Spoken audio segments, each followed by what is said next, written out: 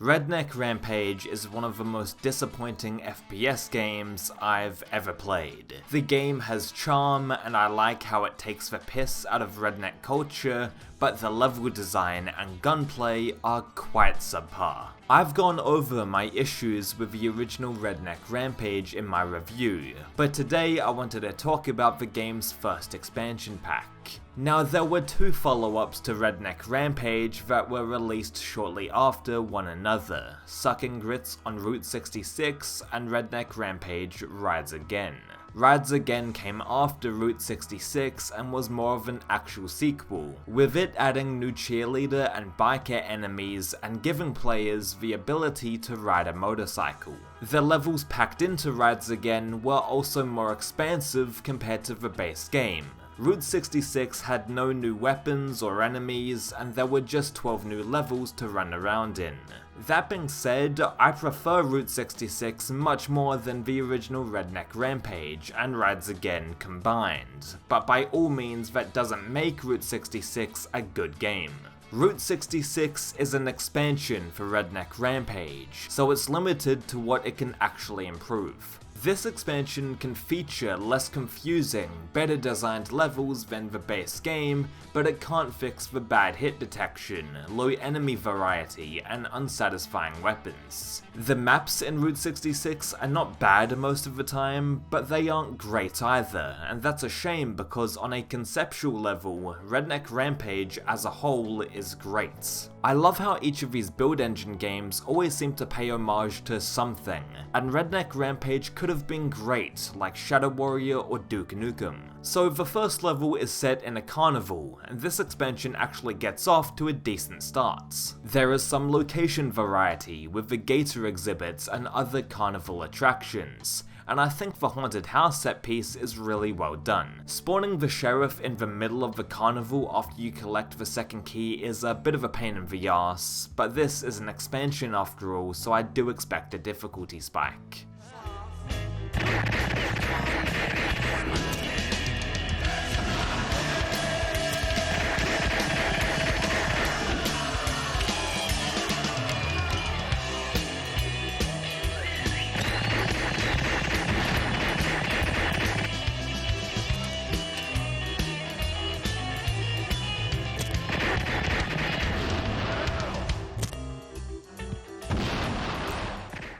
The only thing I find outright bad is the way you need to jump into the carnival through the side, since there is almost no indication of what to do. Also, I'm not a fan of the key lock doors not being clearly marked as such, but that's not an exclusive issue with Route 66 since that plagues the base game too. For the most part, Carnival of Terror is a fine level, and it's a lot better than the first level in the original Redneck Rampage. Carnival of Terror is at least somewhat focused and compact compared to Taylortown.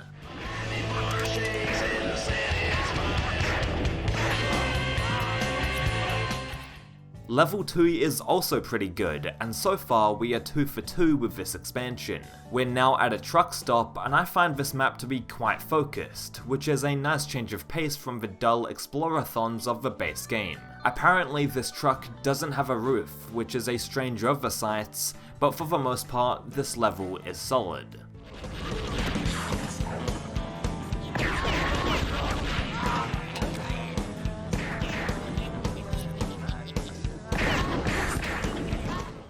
I love how you can blow up the Bowsers and it actually causes some damage to the ground. This map in general reminds me a ton of the gas station level in Backyard Wrestling, and I'm a fan.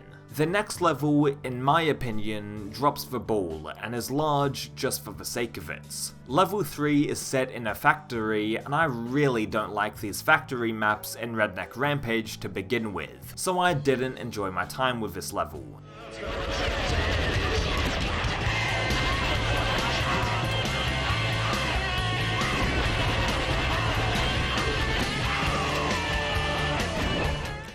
The alien vixens are rampant in this expansion, and they start appearing way more in level 3 onwards. Get used to them because they show up annoyingly often, and they're unfortunately one of the least enjoyable enemies to fight. The alien vixens are a blemish on Route 66, and even though this expansion has quite a few solid maps, these bad guys don't go away, and that's annoying. The player has now reached the flea market, and this is another decent enough level, even though it is a bit forgettable. There's just a group of houses together with some unsold junk outside, and nothing about this level really jumps out at me. Still though, level 4 is fine, but unremarkable.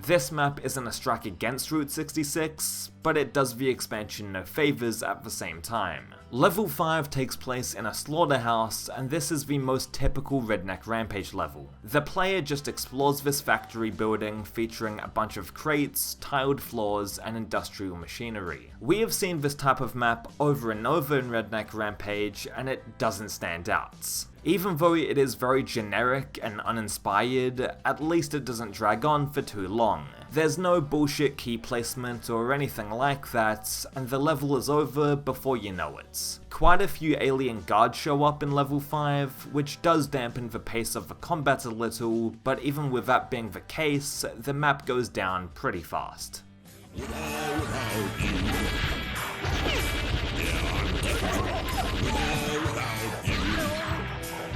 Right.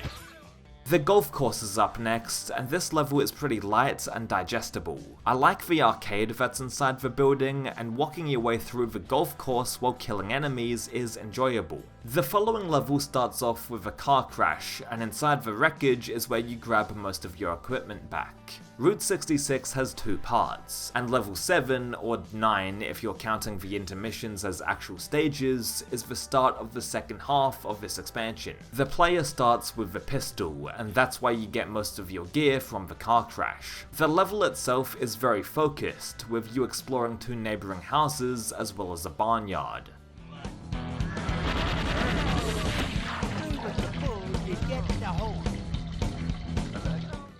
The only time where the map kinda sags for me is when you get to the farm area, but everything else is pretty damn solid.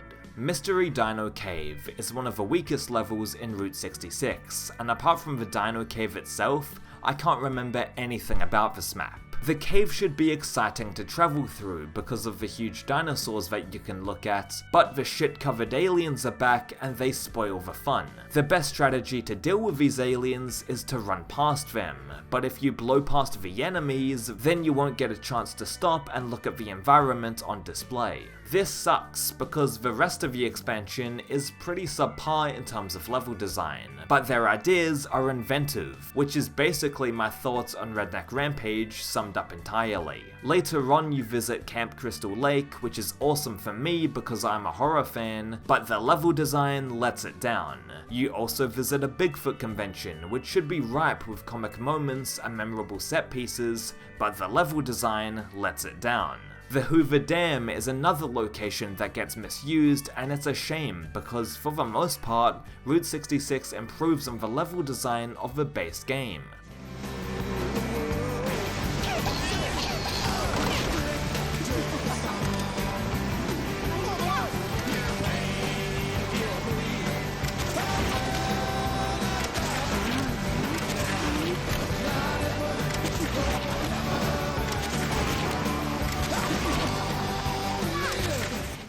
A lot of the levels in the expansion are pretty straightforward actually, which cannot be said for the original Redneck Rampage. It won't take you half an hour to finish most levels in Route 66, which again, that cannot be said for the base game. I wish that these latter stages in the expansion were polished up and more compact. The enemy placement in Route 66 feels much more frequent than in Redneck Rampage, which means that the levels are more action-packed, and that's obviously a good thing when trying to make a first-person shooter. In the base game, there were many points where the action would stop completely because the enemies were so spaced out, but Route 66 addresses this issue luckily. Even though this expansion mostly fixes the poor level design and lackluster combat encounters, you're still playing Redneck Rampage at the end of the day, which isn't ideal. If we were doing review scores for these games, which we're not, but let's go with this idea for a second, I would give Redneck Rampage a 3 out of 10, and even though Route 66 improves in some areas, the game would still be like a 4.5 out of 10. There are still a ton of issues that apply to Route 66, whether most of the level design is better or not. The combat is still not all that enjoyable, the keys still aren't color coded like they should be. Getting up a ladder is still one of the most frustrating things in the world because you need to tap the jump button to climb up for some fucking reason, the enemies still don't have any unique attack patterns and they're mostly hit scan, and the player movement still just doesn't feel right. Play Duke 3D before you play Redneck Rampage and you'll see exactly what I mean. Nothing really feels fluid about the gameplay.